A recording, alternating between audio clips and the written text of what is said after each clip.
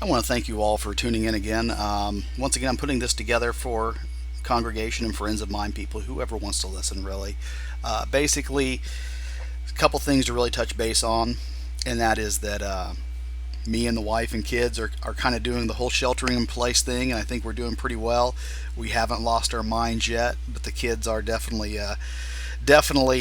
taking a toll on one another. So it is what it is, and it's a tough time for a lot of people, and it's something that's going to have to we're going to just going to have to adjust to it for a while. Anyways, what I want to talk about today is this. First off, this I want to show a news report really quickly. This comes from Reuters. German cathedral dust off relics of Saint Corona, patron of epidemics.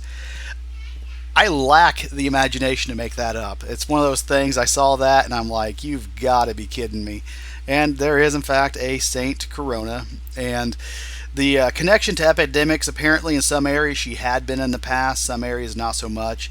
I'm not really big up on my saints necessarily, but it's one of those things. I just wanted to show that. But considering the everything that's going on in the world around us, I do think it is kind of important to look toward Scripture, of course, for guidance. And this evening, as I'm sitting here looking out the window, seeing just beautiful tapestry being painted in the sky, it reminds me oftentimes of the book of Genesis. And of course, in Genesis chapter 9, we're looking at the story of Noah and his family and what they had gone through. And I just want to read one little portion. And you got to remember, Noah and his family were on the ark for quite some time. And it was difficult, I'm sure, and definitely life changing. There's no doubt about it. And so I want to read this one passage really quickly.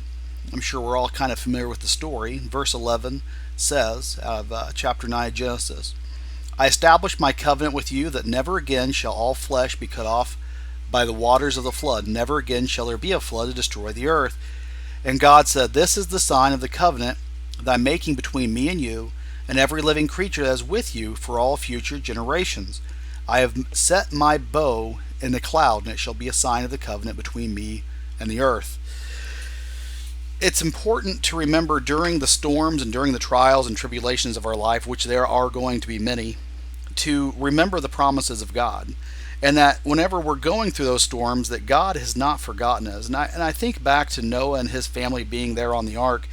They realized that whenever they came out of all that, the world was going to change around them. Everything was going to be new again. And it's important for us to recognize that as we're going through this time period, there's going to be a lot of changes after we get through all of this. And we have to identify for ourselves, what things do we want in our lives in the future?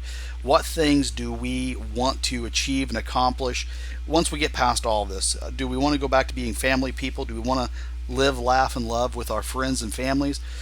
And whenever you identify what it is that you want to do, make plans to make it happen. Just having ideas isn't enough. Being able to make the plans, to put it all together, to make those events happen, to be able to share the life that you want to share with others, it's so important.